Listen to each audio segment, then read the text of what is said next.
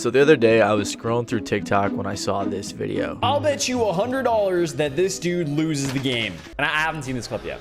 Why you playing with your food, man? Just kill them already so I can make $100. Oh my God! No way. Now, regardless of whether or not you know who this is, it was pretty tough to watch. It was clearly scripted, it was unoriginal, and it was clearly just a very bad reaction of someone else's gameplay with the purpose of getting views. But as some of you may know, this is actually FaZe Blaziken, a member of the popular gaming team and company FaZe Clan, who once boasted millions of views on his videos. He was a dorky gamer and one of the most lovable members. However, all of that changed the day he decided to become a rapper. We've seen YouTubers like DDG, KSI, and Quideka have pretty successful transitions into music careers, but what went wrong with FaZe Blaziken? Well, before FaZe Blaziken decided to pursue a career in rap, he was actually pursuing a career in gaming. He was doing what many kids were doing at the time, recording Call of Duty videos and trickshotting. He would post cutcoms, montages, and other gaming related videos. Now, to my surprise, a lot of viewers on my channel did not grow up watching FaZe Clan, so they're either too young or too old for that. But when I was growing up, me and all my boys watched FaZe Clan. We'd talk about the new FaZe Rain video. We'd always be gaming, trying to make our way into FaZe Clan one day, maybe have a gaming house together. Unfortunately, though, it just never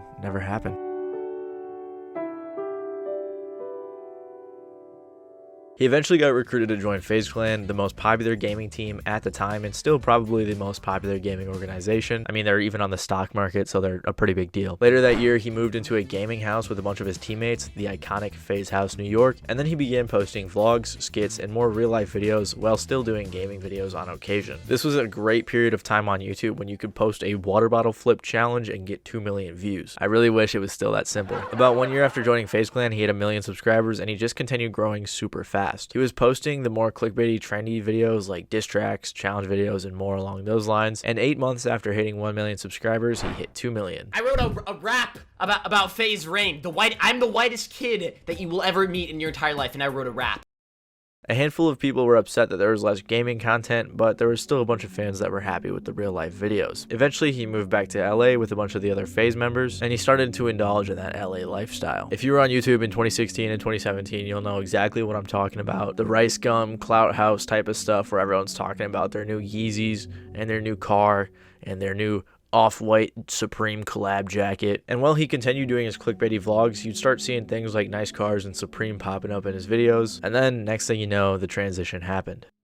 On May 20th of 2017, he dropped his first song, Wo Kimosabi, and it got a ton of hate. 3 days later, Blaziken announced he was changing his name to Blaze because he was going to start making music and didn't want to have copyright issues. He said he didn't consider himself a rapper, but at the same time, he was focusing all of his attention on rap music, so it was a little bit of a contradiction there. For a while, he just started posting songs and music-related content that was not well received whatsoever by his fans. He even ended up deleting a few songs and music videos because of all the hate he got. If you want to know why he got so much hate, here's an example of his music.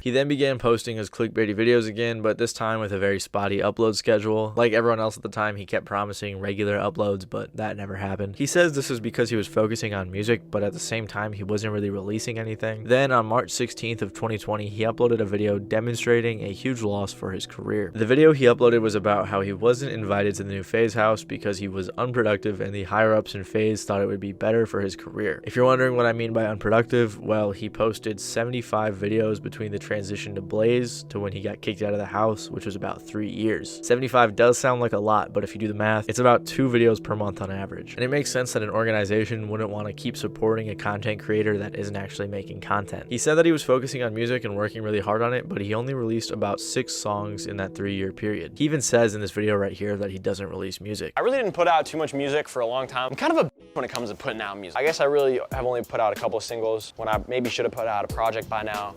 Maybe I'm just waiting to do it. I don't really know. At the end of the day, like I just kind of make it and then it comes out eventually or it doesn't. I don't know what my music career is. I just know that I like making it and I'm kind of nasty at it too, low-key.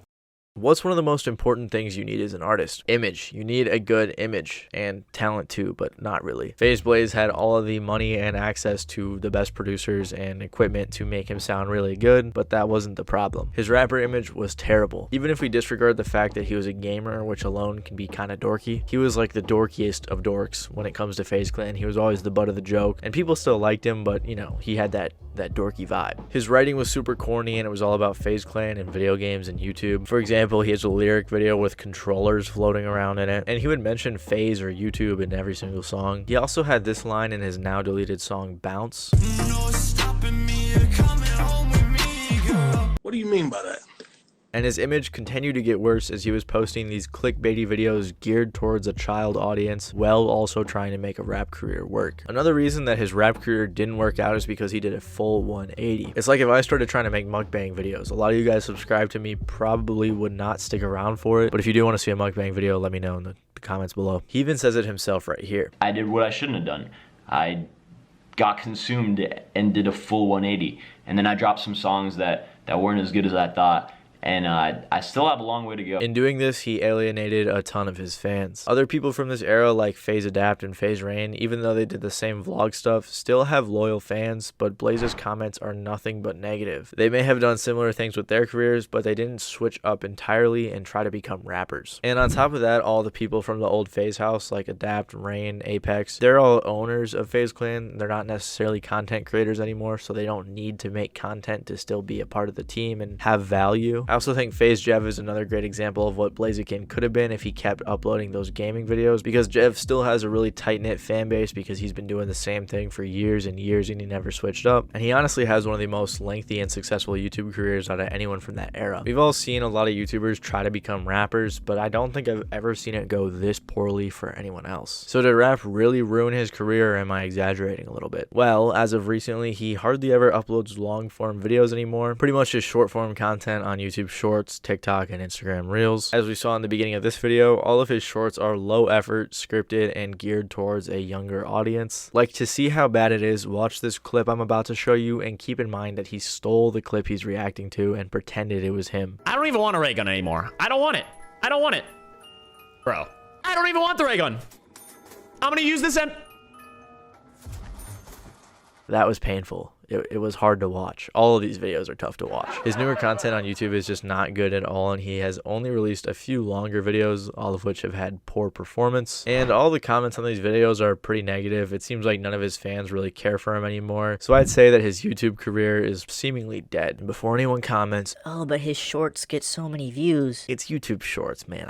Anyone could get a million views on YouTube Shorts, you know what I mean? However, it does seem like he has other things in the works. Apparently, he has his own series called The Lab on the Rap Nation YouTube channel. If you don't know what Rap Nation is, it's basically a YouTube channel kind of like Trap Nation or maybe House Nation, where they just post music. But he has his own series, which is actually a pretty cool concept. He just brings on artists and interviews them. He has a super dope set, really good editing, and I actually enjoyed watching some of the videos. He's interviewed Logic, Jaleel, 24K Golden, Guapdad 4000, and plenty of more artists. And maybe through this, FaZe Blaze made his way into the music industry a completely different way than he thought he was going to originally. And what's even more interesting about this series is apparently he's getting it picked up for a whole season on TV. So it looks like apart from his YouTube career and his rap career, he's having a little bit more success in other avenues. And the point of this video wasn't really to hate on FaZe Blaze at all. It's just more so an example or a story of what can happen if you do a full 180 on your fans. I totally get it though. I mean, we're all human. We all go through phases. So all love to FaZe Blaze. Hope things work out for you. Not trying to hate, and keep it up. If you like this video, you might like my video about how Nardwar became the internet's most iconic interviewer. I went super into detail about his early career and how he got to the point where he's at, so if you want to check that out, feel free to click right over here. Other than that, thank you guys for watching, and I'll see you next time. Bye.